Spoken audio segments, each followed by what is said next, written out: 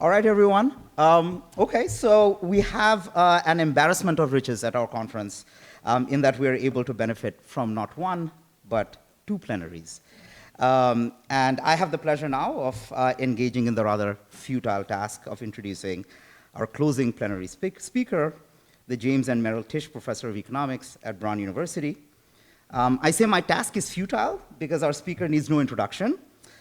With a career-spanning record of more than 60 published papers, several edited book volumes, and a Google Scholar citation count of nearly 50,000.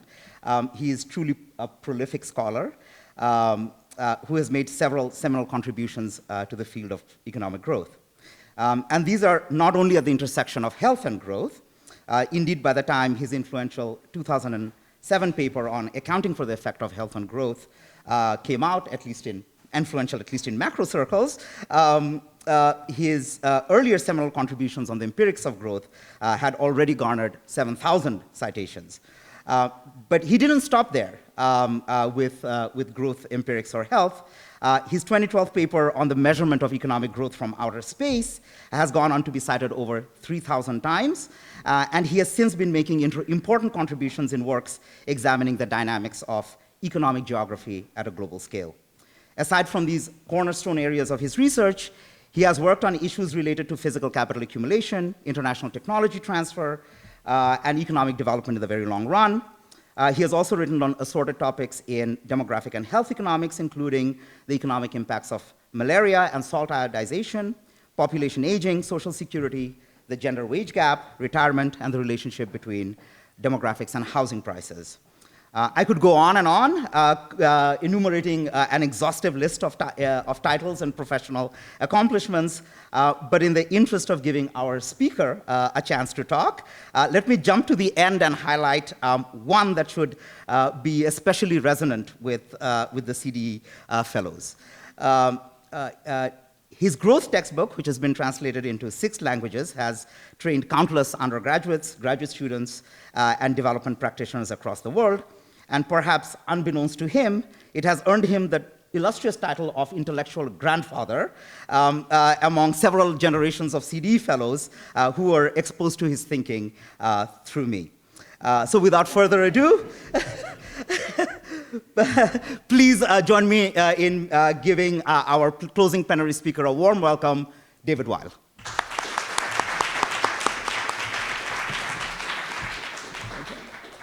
Thank you, Q. It's great to be back at the CDE.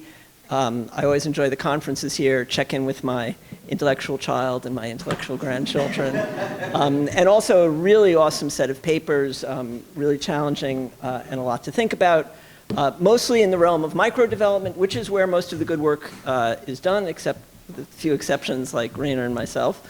And so I'm going to kind of be an unapologetic, maybe an apologetic macroeconomist and sort of talk about what the big picture is and how kind of this health stuff relates to the more traditional work I've done on economic growth. So let me just start with some facts. So first, put health aside entirely for a moment and just talk about income growth at the level of countries over long historical periods of time. What are the stylized facts? There are big differences in average income per capita in the countries, among countries in the world today. I don't need to show you a picture of that. We all know that. Prior to 1750 or so, cross-country income differences were very small by today's standards, and long-term income growth, or long-term growth in the standard of living, was basically absent. So, someone from the year 1 coming to England in the year 1700 would not be so shocked at the material standard of living they saw. In the richest countries, growth took off sometime around 1750, and for about the last 150 years, it has proceeded at a relatively, one might even say, eerily constant rate. So this is a picture of GDP per capita in the US on a ratio scale. And no, it doesn't exactly follow a straight line, but it comes pretty darn close to following a straight line. And the same is true in several other rich countries. Poor countries in the world are generally those that started growing later than rich countries. And some late starting poor countries have been able to grow much faster than this speed limit. This speed limit is about 2% per year. But we obviously know about poor countries like first Japan and then South Korea and now China and so on that have been able to grow much faster. And if you took a development economist, if they were willing to submit to this kind of probing of their brain and ask them, how do you think the world is going to work going forward, or sort of how is history unrolling? I think they would say something like, well, rich countries are going to keep doing this, which, by the way, is completely mystical. Why this should be constant at 2% is just something that we have zero theoretical explanation for, but it's really hard to bet against that trend. And poor countries, which are down here, are going to gradually catch up. They're not going to pass the rich countries. They're all going to kind of clump together at that faster growth. Robert Lucas has a wonderful paper from 2000 kind of outlining that story for the world. So those are facts about income. Here are some facts about health. They're going to look pretty familiar. There are big differences in health among countries in the world today. Prior to 1800 or so, health differences were relatively small by today's standards. And there was no long-term improvement of health anywhere in the world, roughly since the agricultural revolution, which, by the way, was a time when health got worse. So life expectancy didn't have a trend for a long, long time. In the healthiest countries, there's been relatively constant, that's supposed to say health growth for the last 150 years. Here's the happiest picture I'm going to show you today, if you don't know it. This is from this Oppen and Vopel paper, Broken Limits to Life Expectancy. This is kind of the upper envelope of life expectancy, which is approximately just life expectancy in the countries that are healthiest. Once you join this group, you tend to stay pretty near it. This is time, and this is life expectancy at years. And again, we get this incredible, eerie, and really, really weird thing of a kind of constant linear trend. Not only that, but it's 3 months per year, which is a super pleasing number. It's a quarter of a year per year. And the other thing is, for those of us who live in rich countries, especially the young people, this is just fantastic news, right? People have said over and over again that at some point life expectancy is going to stop growing. And these gains in life expectancy came at different ages. Obviously, first it was children, and then it was middle-aged people, and now it's old people. They came through different means, different scientific and economic mechanisms. But darn it, it just sits on that trend. And again, if that trend holds, you young people, I've just given you like an extra 10 years of life, so you're welcome. Less healthy countries today are, again, generally those that started health improvements later. And many late-starting countries have had rapid health improvements, either fully or partially. So here, I think the red thing is Japan, kind of fully catching up to the leaders and then joining the lead. Okay. And here's just another picture of that sort of rapid thing. I put this together from Gapminder. This is the year in which a country first reports life expectancy of 35 or greater. It's censored at 1800. Some of these countries reached 35 before that. And this is the number of years it took, this is the number of years it took to get from life expectancy of 35 to life expectancy of 50. Okay? So for a lot of these early starting countries, like say Germany's in there, it took 100 years to get from life expectancy of 35 to life expectancy of 50. We see countries that reached life expectancy of 35 after World War II, it takes them like 25 years to get to life expectancy of 50. It's an enormous humanitarian accomplishment. It's a wonderful thing. Okay, so let's compare these things. It seems similar, but as I've kind of stressed already, the catch-up in health has been much faster and much more pervasive than was the case for income. So on my income side, we sort of talk about income convergence across countries.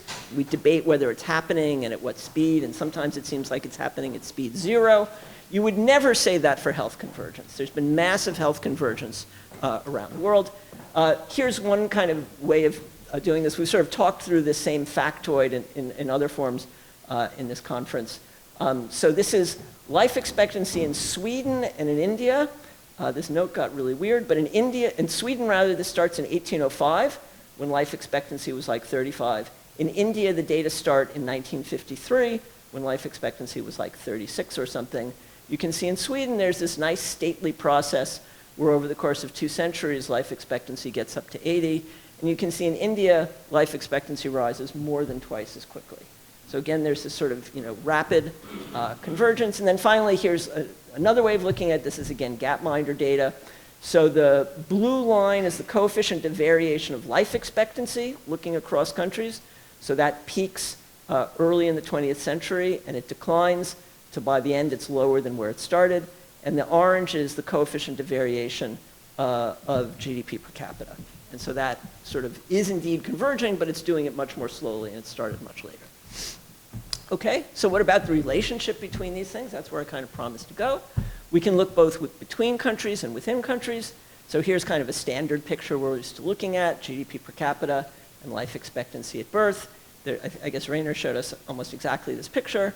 There's obviously a very, very strong upward relationship, a very good statistical fit. Okay, now we're going to try it, Lisa. Here's the cool animation. If you don't know this, please go find it yourself. This is from Gapminder. So this is GDP per capita on a ratio scale on the horizontal axis, life expectancy on the vertical axis.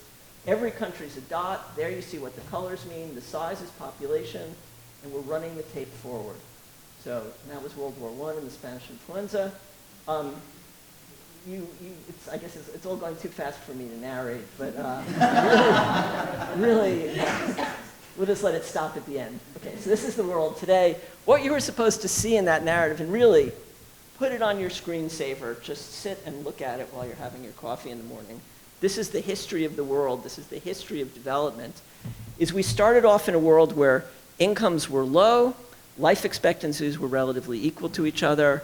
We then go through a period in which kind of Europe and its offshoots, these first countries, they get rich, and then they get very healthy relative to the rest of the world. So in the first half of the 20th century, that health gap is roughly at its maximum.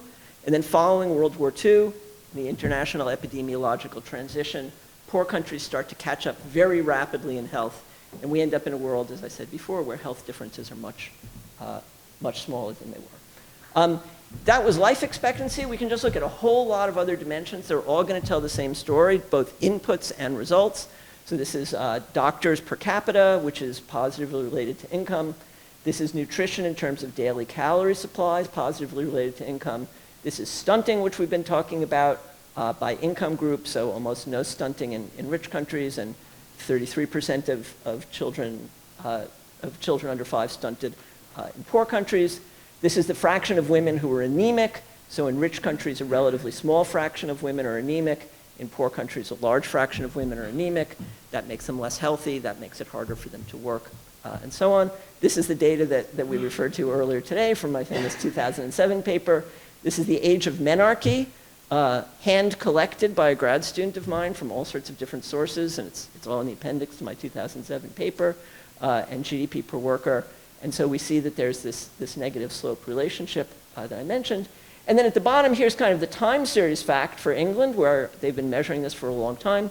Average age of menarche declined by over 2 years during this period. So this is kind of better nutrition showing up in all these different health measures.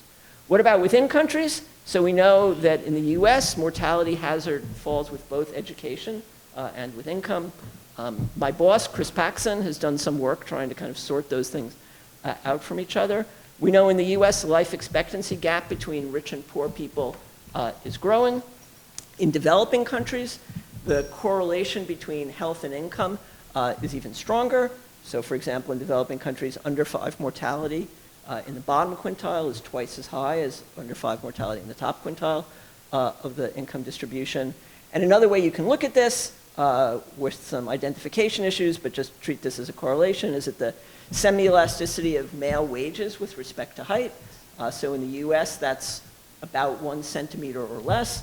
In Mexico, Tom, I'm talking to you, this is 2.5. This is your work, right? 2.5% per centimeter. In Indonesia, it's 3.1% per centimeter. So this relationship between health and income is larger. Okay, so that's the setup, the preludes. And what do I want to talk about today? Well, I want to talk about what these things have to do to each other. So is there a causal channel running from health to income? So does making people healthier or making countries healthier make those people or countries richer? Is there a causal channel running in the other direction? So does making a country richer make its people healthier?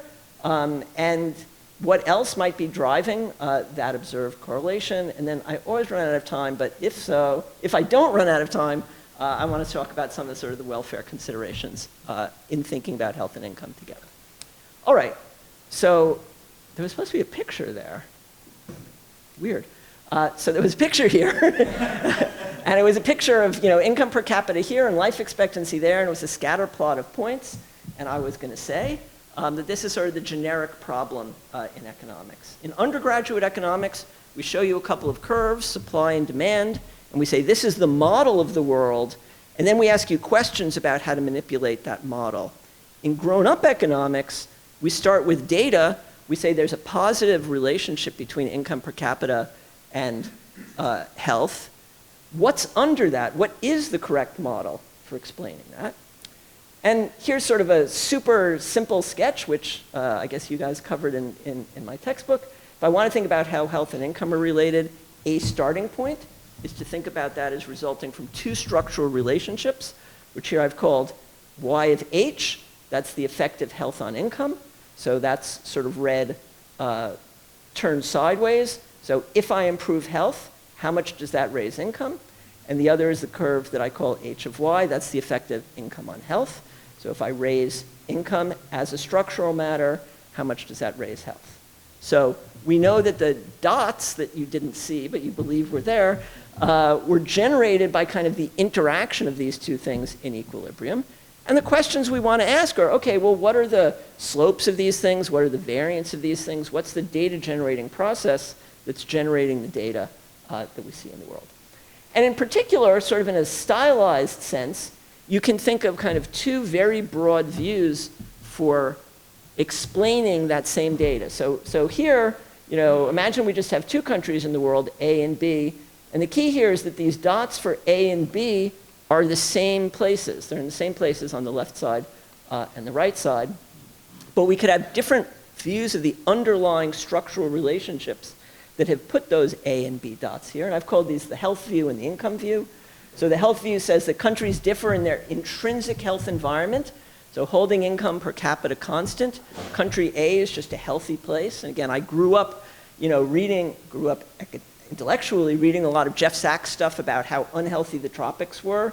And so, he's very much not the institutional believer. Says, even if Sweden were in Panama, where Panama is, they would have high disease, even with all their social capital, even with all their good institutions and so on. So countries differ in their health environment.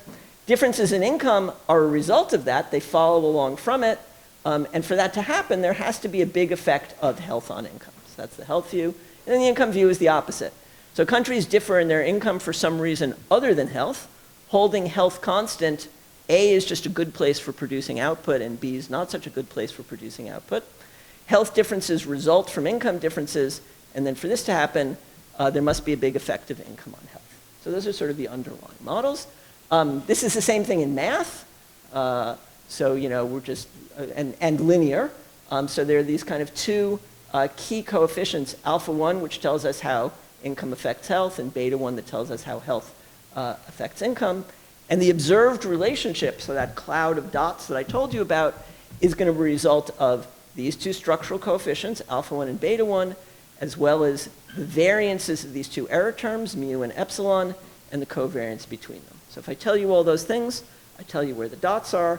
Alternatively, if I show you the dots, then there's going to be some combination of alpha 1, beta 1, and these variances and covariances that is going to produce those. So that's the identification problem, which should always be in bold. This is the fascination of economists over the last several decades, maybe forever after. But there are many different combinations of these structural parameters that would produce the same observed data, and we want to think about them. Okay?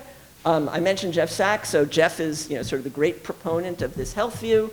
He says the linkages between health and poverty reduction, of health to poverty reduction and long-term economic growth are powerful, much stronger than is generally understood. The burden of disease in some low-income regions, especially sub-Saharan Africa, stands as a stark barrier to economic growth and therefore must be addressed frontally and centrally in any comprehensive development strategy.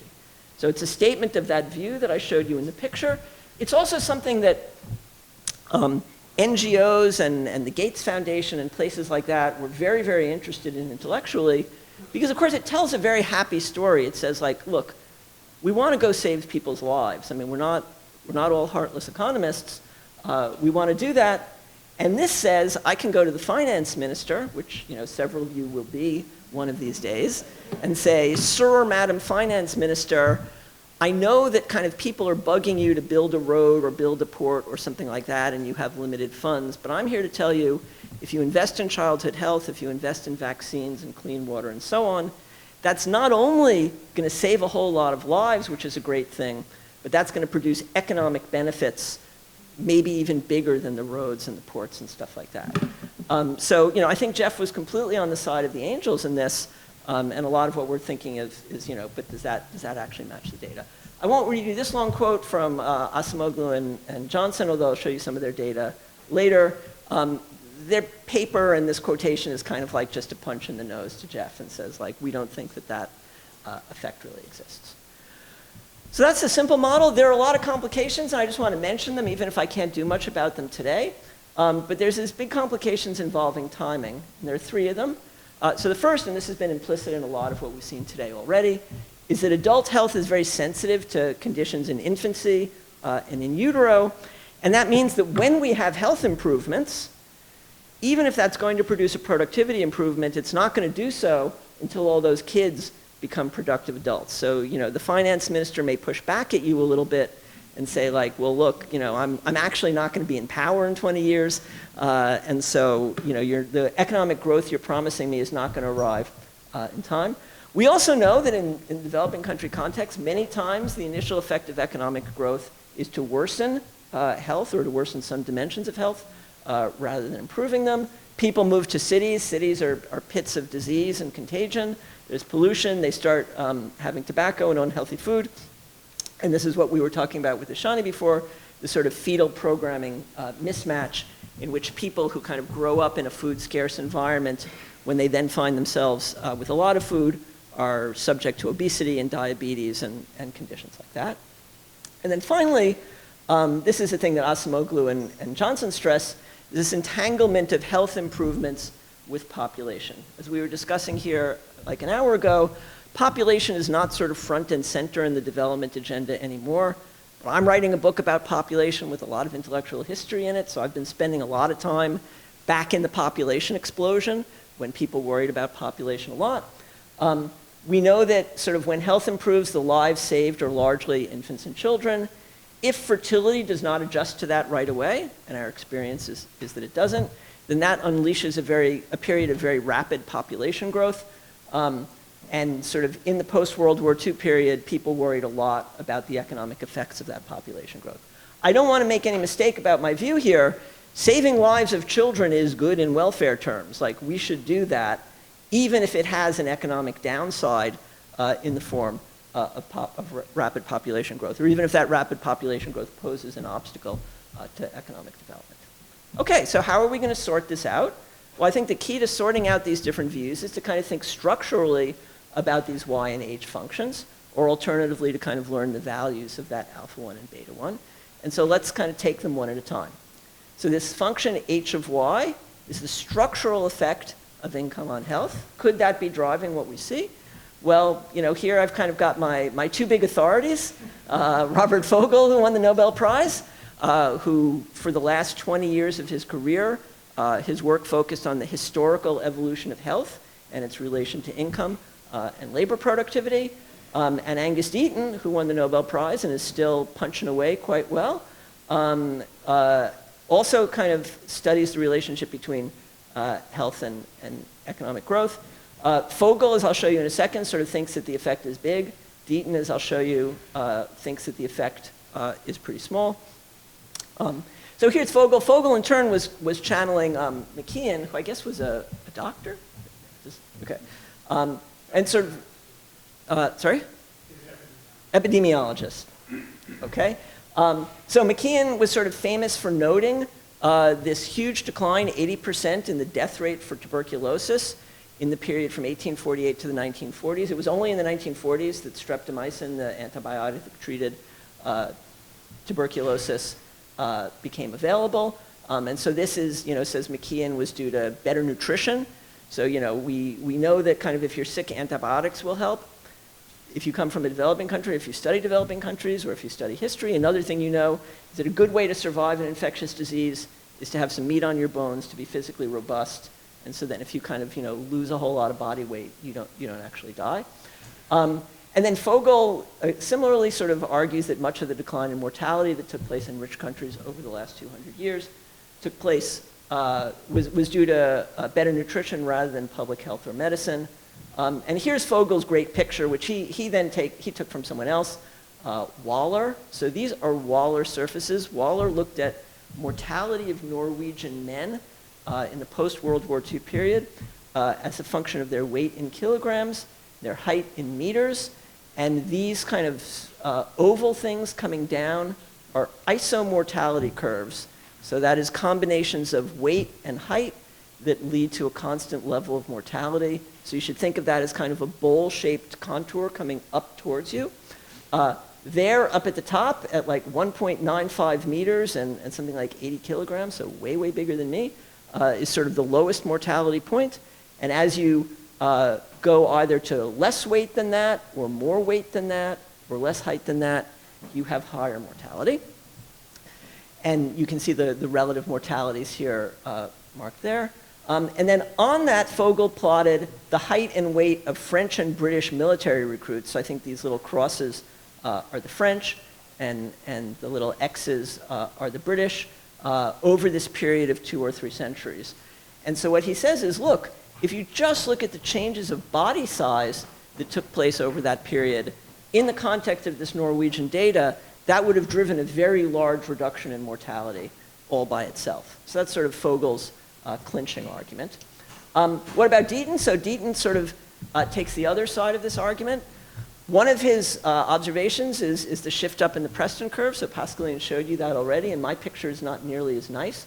But the Preston curve relates GDP per capita to life expectancy.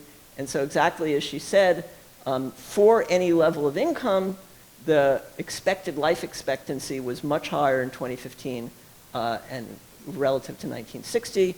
And Sam Preston, when he first did this, sort of did decompositions to ask 4 countries how much of the gain in life expectancy over time is due to shifts up in that curve, and how much is due to movements along the curve as income rises. And the answer is that most of the gains that he sees, which were in the 20th century, were due to shifts up in the Preston curve. So that's part of Deaton's argument.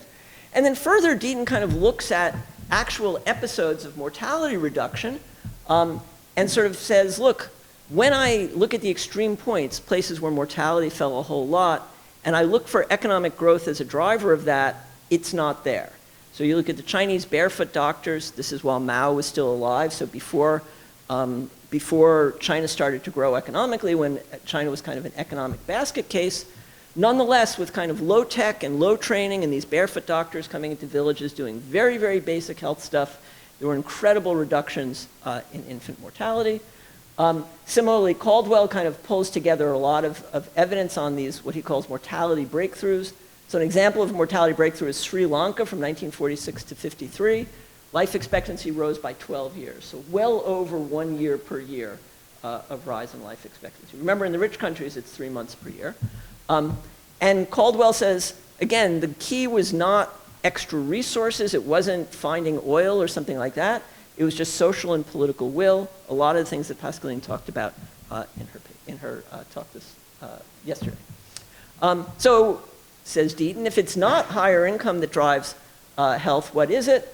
And there's this lovely paper by Cutler, Deaton, and Yarosmuni, talks about the application of knowledge to the problem of health. And in that history, nothing is more important than the germ theory of disease, which was validated in the 1880s. Germ theory of disease allows governments to do things for their populaces. And, well, no one's hungry now, right?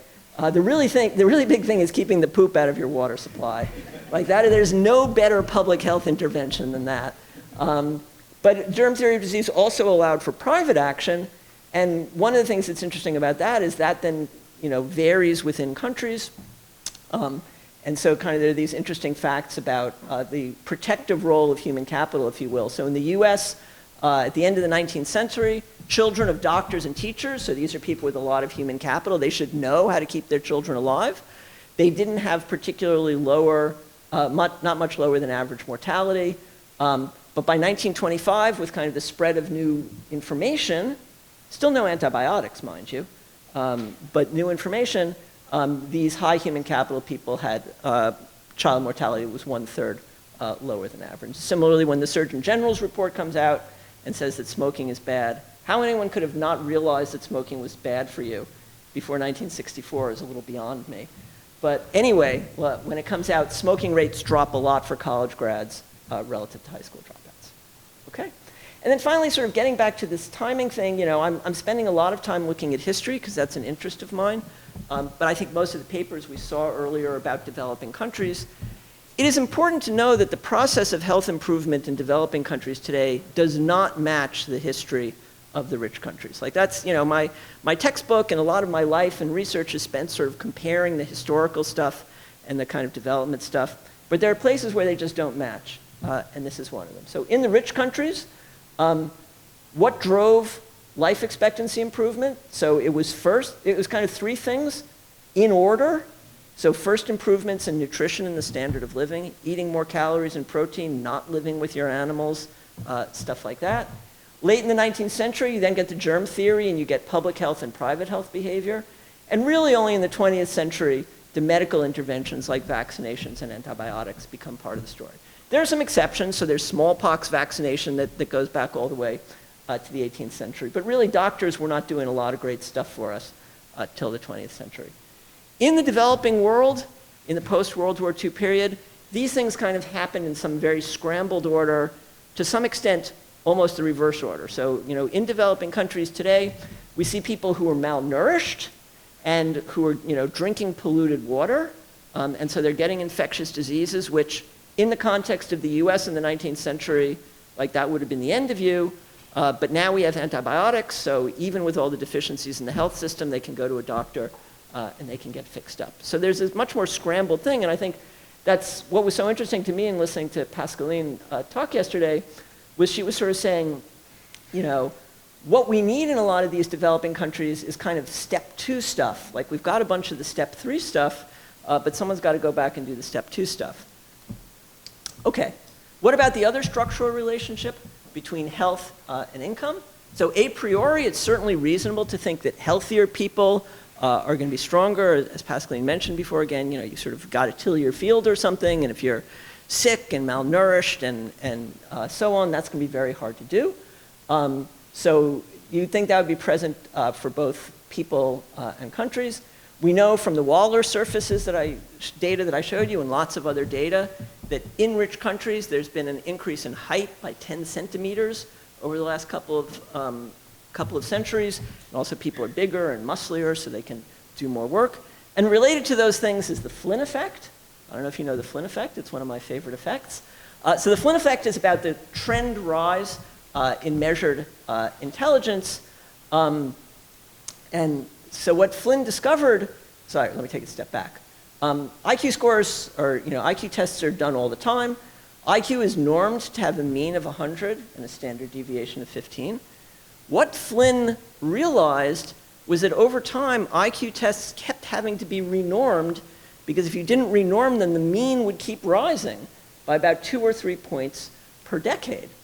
And not only that, but that doesn't seem to just do with education, because it shows up at very young ages. So, we talked earlier about these measures of fluid intelligence, or tests that you can do. So fluid intelligence is not supposed to be affected by schooling, and it also shows up at these tests that are done at very, very young ages before anyone's had any schooling. And all of that is consistent with what we know, which is that all these health insults in childhood, malnutrition, micronutrient deficiency, mothers smoking, disease, and so on, they not only make your body worse, but they make your mind not work as well. So over time, people are getting stronger and people are getting smarter, and that should make them more productive a priori. Okay. But we want to learn the magnitude of this. It's, a priori reasoning is not going to get us so far.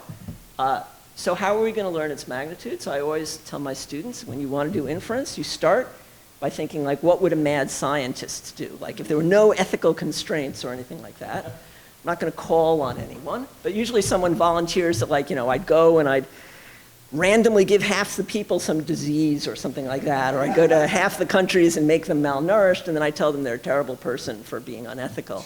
But that is kind of the inference problem that we're trying to solve.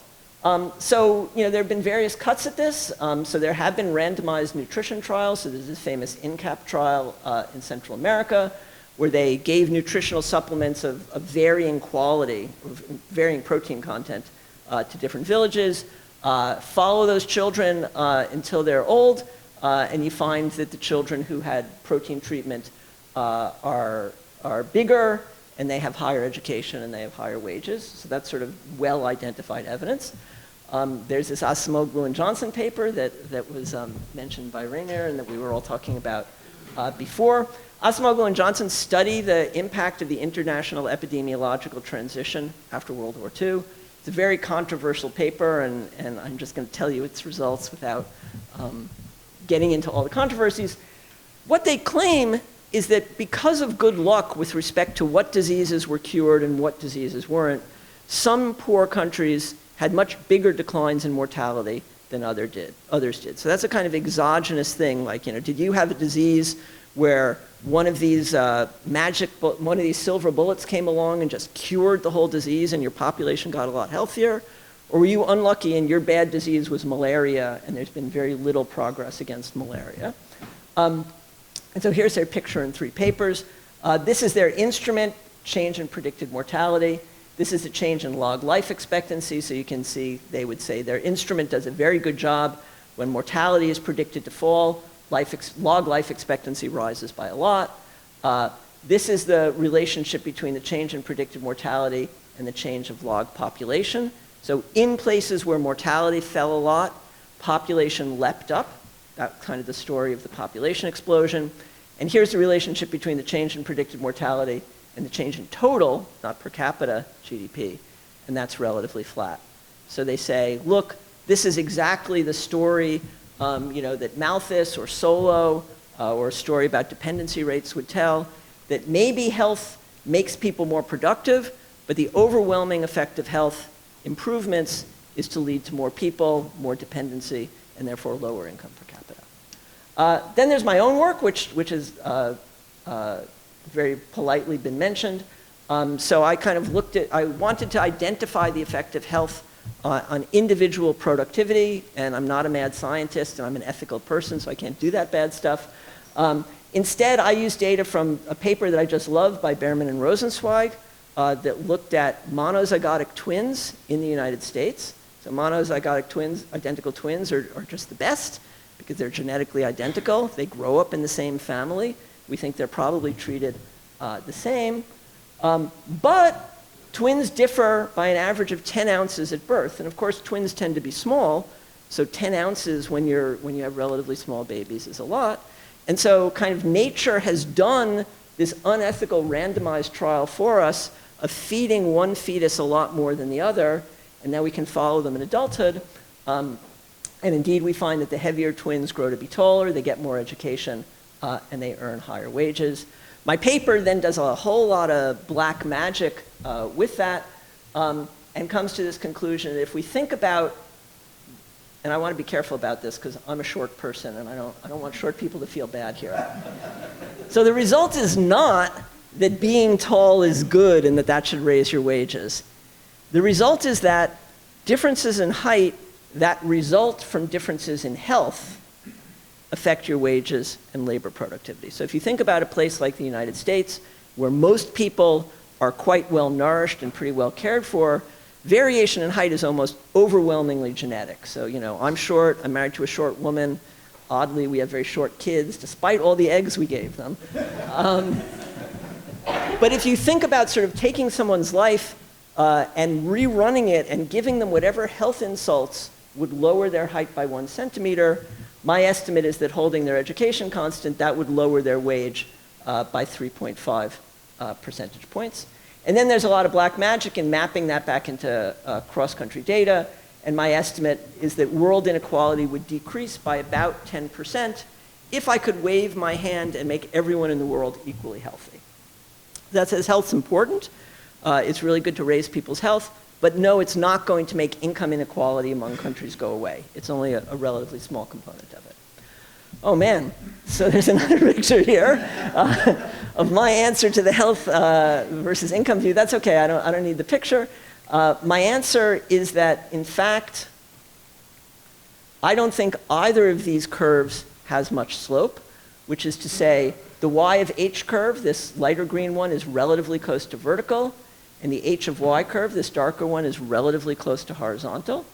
And so what is inducing then that scatter of points that's very highly correlated?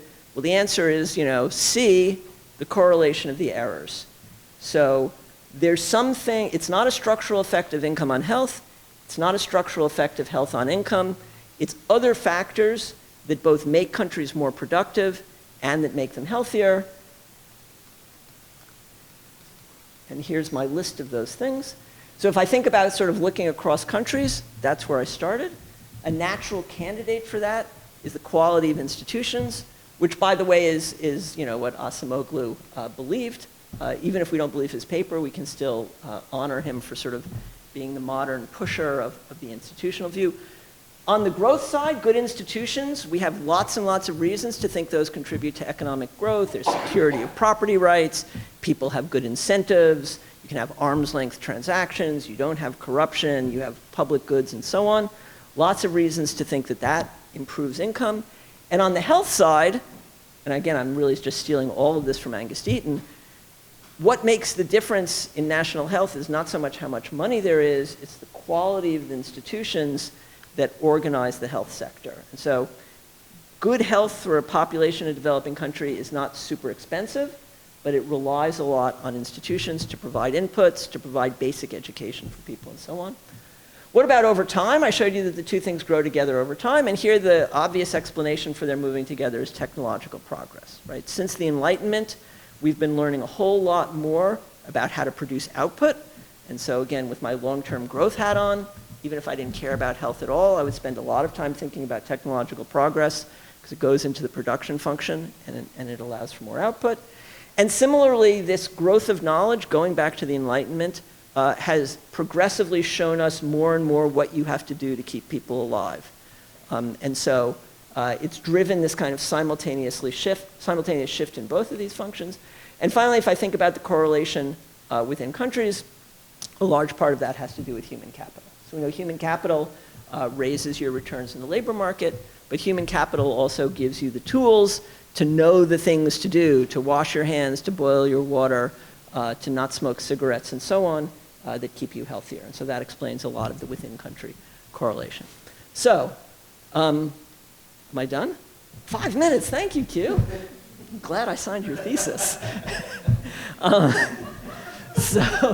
So, I mean, that's sort of the main body of what I wanted to say, but I think it's kind of irresistible to take a little peek, a ginger little peek, at how to think about welfare. And again, I don't, I'm fully on board with the view, I think, that Pascaline said, quoting Amartya Sen, right, that health improvement is development. So like development is not just about having a lot more money and having bigger cars. I'm perfectly happy to consider health improvement even if people's income doesn't go up as economic growth. Can we consider improvements in health and improvements in income within a single welfare framework? If we could, then we could answer questions like, well, in a particular country over a particular period, which did more to raise welfare? Was it the growth of income, of the standard of living, or it was the improvement in health and life expectancy and other measures of health? And this is what economists have kind of promised the world we can do, even if we can't always do it. Can you do some sort of cost-benefit analysis of a policy? There's some policy that would raise income by X amount, or I could take that money and I could save Y number of lives. Would we ever sort of want to compare those things? So it's pretty dicey territory. What would we do? Well, there is a whole theory-based approach that I actually teach my graduate students, starting with this idea of the value of a statistical life. So the value of statistical life is not like an ethical or objective thing. It's more looking at the value people put on their own lives.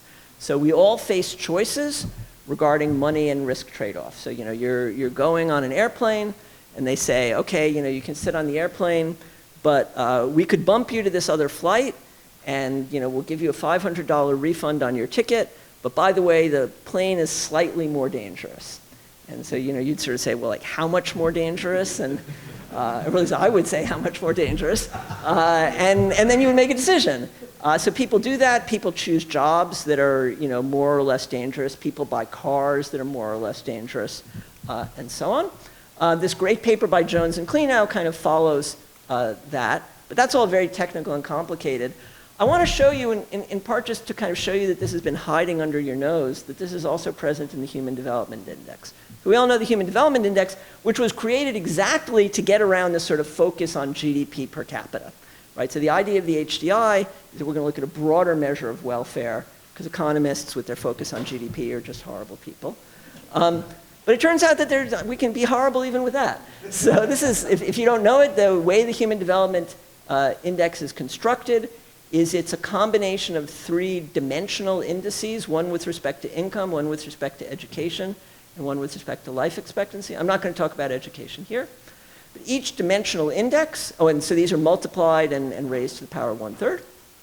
Each dimensional index is in turn the ratio for country I of the value of that thing, that is income or life expectancy, minus some minimum value, divided by the maximum value in the sample minus the minimum value in the sample. Where for income it's done in logs. So here's kind of the minimum and maximum of income in the sample. Here's the minimum and maximum of life expectancy in the sample. As I note here, like where exactly you get these bottom numbers is a little beyond me. Anyway, it should be clear to you that implicit in this is a trade-off between income per capita and life expectancy. So I or you or the finance minister or whoever can say, how do I trade off years of life expectancy for dollars of income per capita in such a way that the HDI is constant? And here's the math of it. Just trust me that it's done right. And here's sort of some calculations that I did for Ghana, the US. The US has, and Eritrea. So I think Ghana is just chosen as just an interesting country. The US and Eritrea are the highest and lowest in terms of the life years that are equivalent to a 1% rise in gross national income. So this says, for example, for the US, a 2% rise in gross national income is worth a little bit less than 0.25 years of life expectancy gain, which, as I told you before, is kind of this trend level. Whereas for Eritrea, a much poorer country, a 1% rise in gross national income is worth 0.25 years of annual life expectancy gain. So I don't endorse this. In some ways, I just put it up to be mischievous because I wanted to show you that it's kind of been hiding under your noses when you did the Human Development Index. In principle, you could kind of apply this, as I said, to evaluate interventions in terms of their contribution to income versus lives saved. Perfect. So the finance minister comes and says, I want to maybe build a road, and my World Bank economists tell me that's going to raise GDP by such and such amount. But then I've got these other people who want me to do a vaccination campaign, and that's going to save so many lives. In principle, you could use that machinery to do that. I am frank in saying, I love doing the math and I love showing you cool stuff. I'm not sure I actually believe that this would ever be a good thing to do. It kind of makes me antsy. But in fact, I think that I'm not sure it's not a good thing to do. And I think that a lot of what we've talked about at this conference would actually pass that test. In the sense that I think a lot of what we've seen is that health interventions that we think are feasible and that have been studied by various people in this room provide improvements in life expectancy at relatively low costs. By contrast, we're really bad at coming up with interventions that raise GDP per capita. So I think, although I'm antsy about this cost-benefit analysis, I think a lot of what we talked about would in fact pass it, and that we would be investing money in health. So let me stop there. Thank you.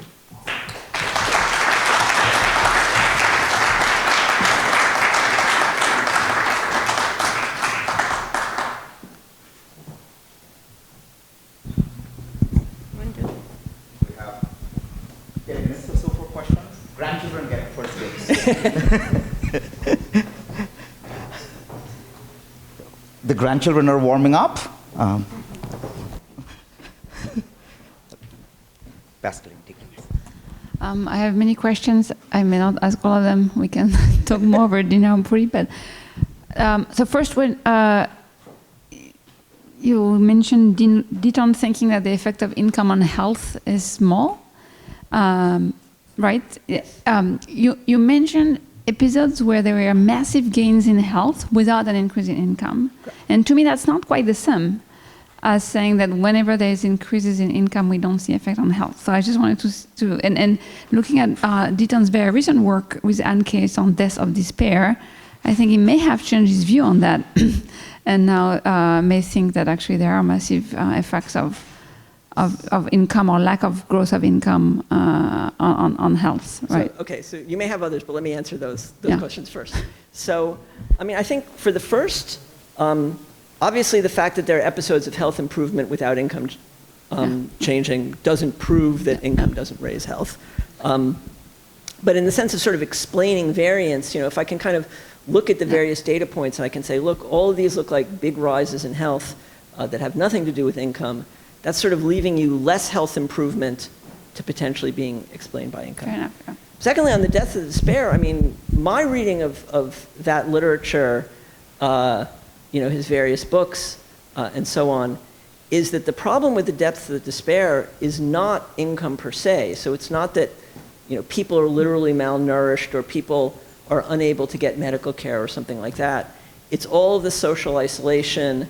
It's the depression that comes from sort of feeling that you have no role in society and that you're not listened to, and the disillusion of communities and so on. Some of the facts that are related to that are like the deaths of despair don't happen to blacks in America the way they happen to whites, even though the regions that he's focusing on, the whites' income goes down, but it doesn't go down to the level of blacks. And so I sort of interpret it as, yes, there is an economic cause, but it's refracted through these kind of social pathologies that the American system encourages that's really driving the despair there. Okay, so there are no other hands. Behind you. Oh, That's okay. the popular corner. But he's not a CDE fellow either. So can I ask my second question? Sorry. You kind of lost me when you said, and he said, well, I don't think that there's any effect either way, and that both of this, there is no slope, and you mentioned that there is no effect of health on income. This took me by surprise. And then you mentioned this, the three things. You said there's institutions, there's the human capital, and then the middle one was technological.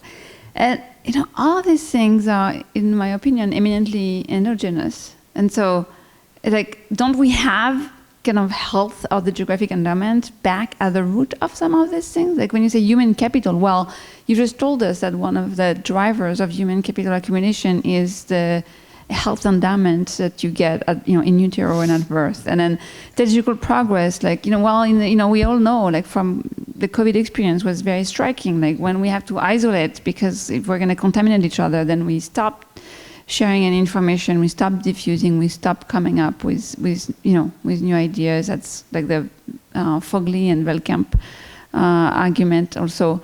And then the institutional institutions. I mean, as you know all too well, the root, cause of differences in institutional quality in the very AJR paper that I hate so much is differences in the health environment that determine the long-term path for the institution. So, it's still at the end differences in the disease burden that are the roots of these differences in institutional quality. So, what does it mean really to say that it doesn't matter when it is potentially at the root of all of these other mediators? I feel like, you're kind of like laying out all the problems in my life, right? I have great respect for applied micro people. I've written some applied micro papers with super tight identification. I'm married to an applied microeconomist, but sometimes we want to answer these kind of bigger questions. And at the same time, I've also kind of worked on this long, super long growth stuff, but I think in some ways, those set of answers, that everything goes back to ancestral environments or everything goes back to, this or that geographical feature, are very impoverished in terms of thinking about the texture of the world that we live in. So, yes, institutions have roots that are, as a la AJR or whatever else you want, are related to geography and the health environment and so on.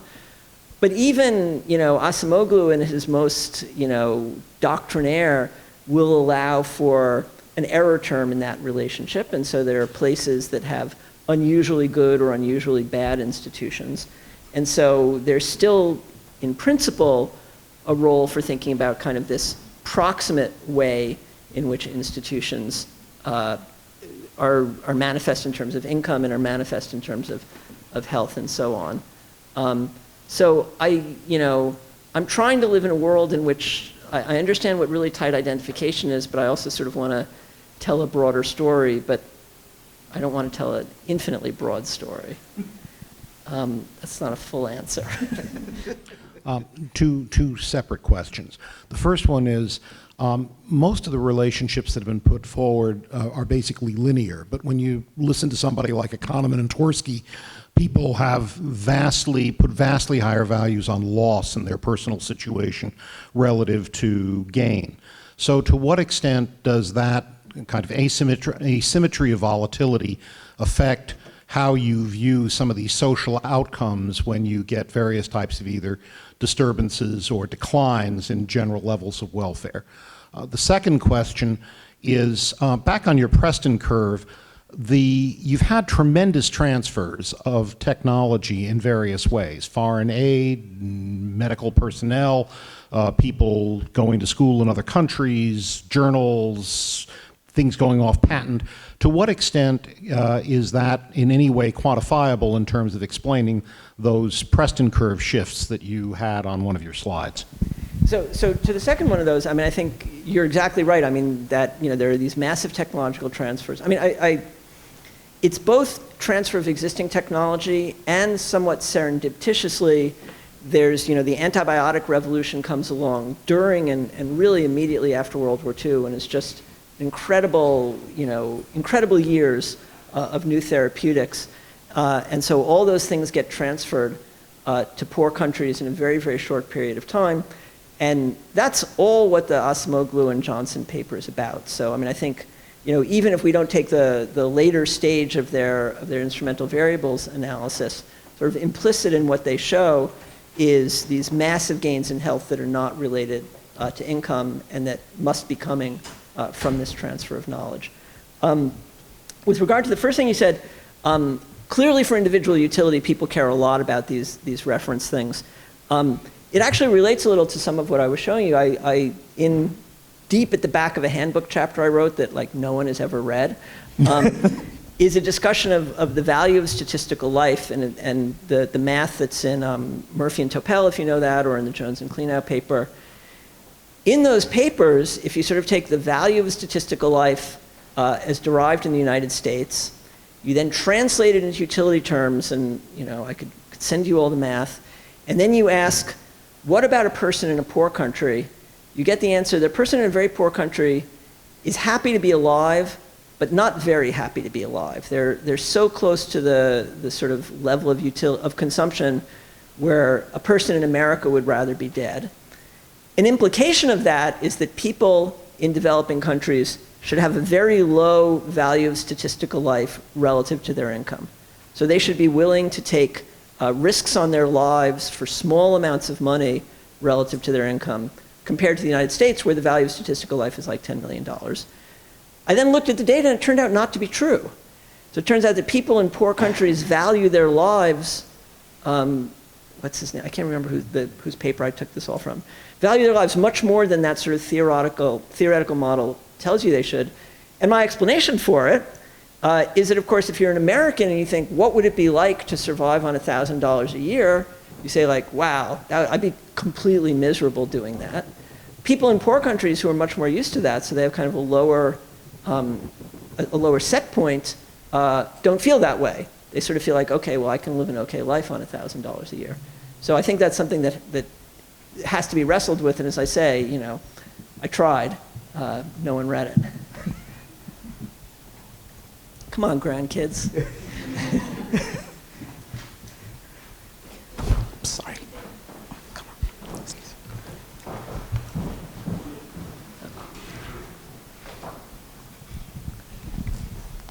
Thank you very much for the presentation. So it's hard to ask your intellectual grandfather a question. But yeah, I just want to get something clearly. I think I could have missed it. The first one was about how the impact of income on the health outcomes was kind of negligible. That's what I got. Mm-hmm.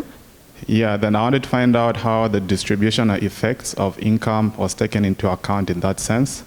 Then also, I would like to find out what the policy implications could be in most developing countries, because I know most of us are trying to increase our earning capacity so that we put up infrastructure in the health sector and a lot of other things that we think will potentially improve the health standards. Thank you. Thanks. Yeah, so I think in response to that and also what Pascaline was saying, I mean, I should be clear.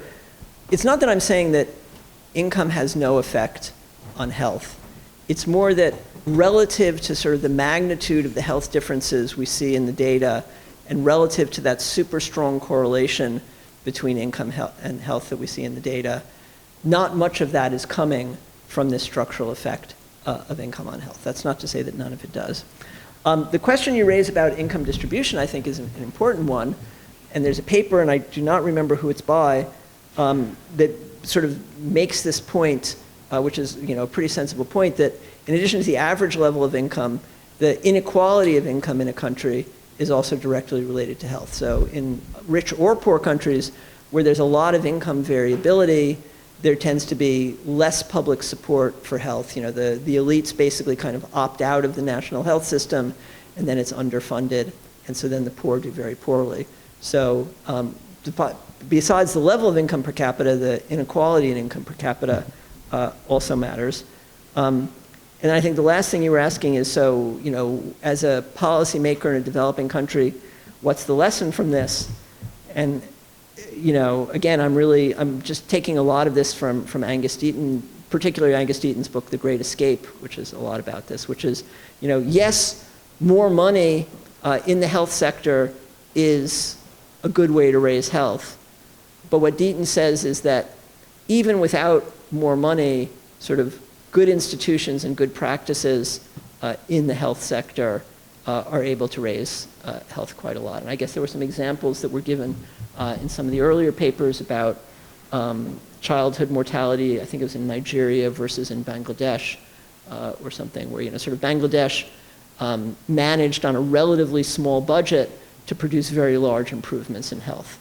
So yes, best thing is to get a lot of money from heaven, or sort of have a lot of money flow into your health sector, but there's a lot that can be done that's not a function of the money. Any more We have a grandchild up here. I was actually waiting to be the last person. My question is not pertaining to the presentation. My question is, what drive you in your research? Fear. Thank you for the question. I mean, I think for those of us who have the opportunity to sort of be in an academic setting, it's very exciting to find things that you don't know and sort of see people you admire kind of answering questions and saying like, wow, I'd really like to try that. And I say fear somewhat humorously because the process of becoming a professor and a researcher starts with being a student and a grad student, and being in fear that your advisor's not going to improve of you, or that you're not going to get your paper published, or that you're going to get ripped apart at some conference or something like that. And that's all kind of unfortunate because it distracts from the really great parts of being a scholar, which is kind of when you can talk to your co-authors or talk to your friends and say like, look at this thing I found, like this is so interesting, this is so wild. And I should say, by the way, I feel a little funny being at this conference and saying what I just said to you, because I think a lot of the people, pointing to this side of the room, no, I'm serious, a lot of the micro development scholars are people who came into economics because they thought, I see some bad stuff in the world and like I want to figure out how to fix that. I want to figure out how to make good policy. I want to figure out how to save lives, figure out how to redesign a health system, and that if I'm really smart and I work really hard, I can do some good stuff in the world. And it's not that I have none of that in me, but that was not, in fact, my route into this whole literature. And so I always feel a little bit like an interloper, that I got interested in health because it seemed like an interesting intellectual problem, and then I find myself sort of like having these discussions about like lives and stuff like that. So I don't know, maybe you should listen to them.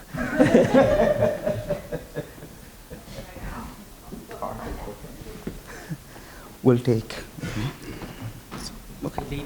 Okay, sure. Thank you so much, and I second, boy, that it's challenging as your question. But my question is maybe about the natural experiment of the twins. How do you build a data set of twins, and what was the strategy of analyzing the data? So first of all, I didn't build that data set. I took the results from a paper by Behrman and Rosenzweig. They didn't build the data set either. It came from a twins registry. So I think it was like Wisconsin and Minnesota or a couple of states like that. Sorry?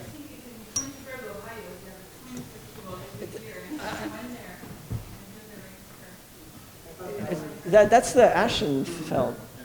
Yeah, I think this is a different thing, I think. So I think, medical scientists have known for a long time that twins are this gold mine. And so in that data, someone at the time that kids were being born said we should make a registry of these people where we can write down their birth weights and other vital statistics and then find a way to track them. And I assume that these twins in this registry have been used for all sorts of studies of genetic transmissibility of this, that, and the other thing.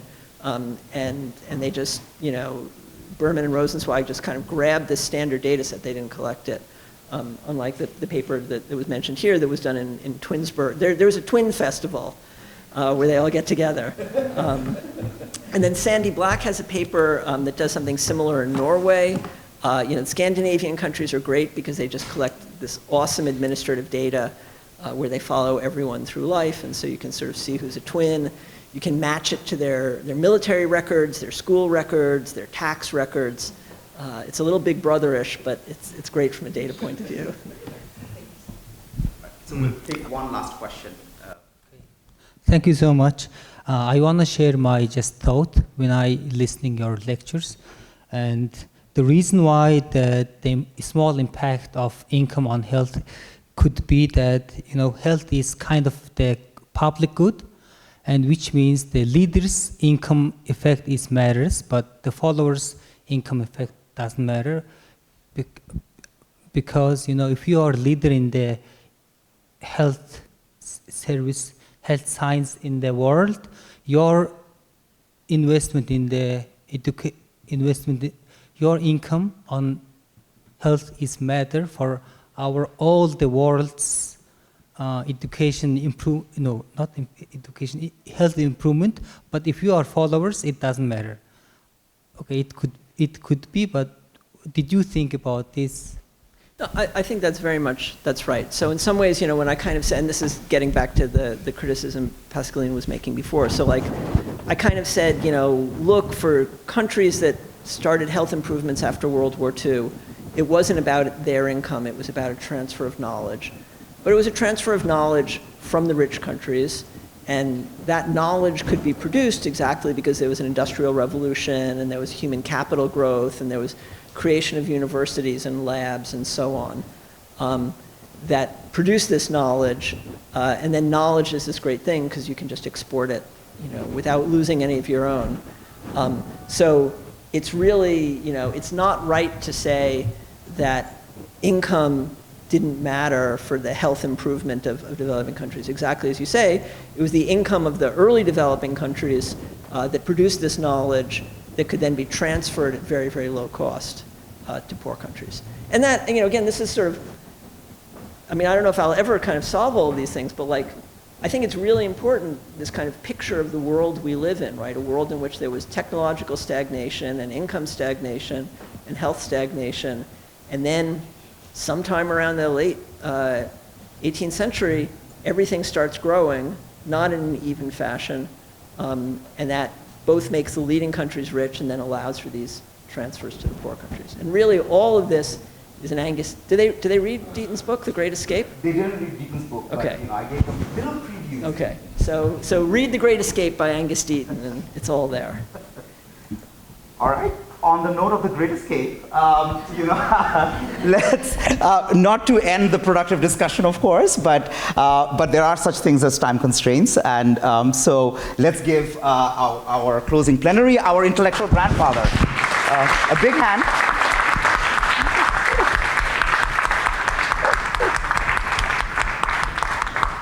And Professor Godlinton will just have 30 seconds. 30 seconds for closing remarks. Very, very, very short. I'm not going to keep you any longer.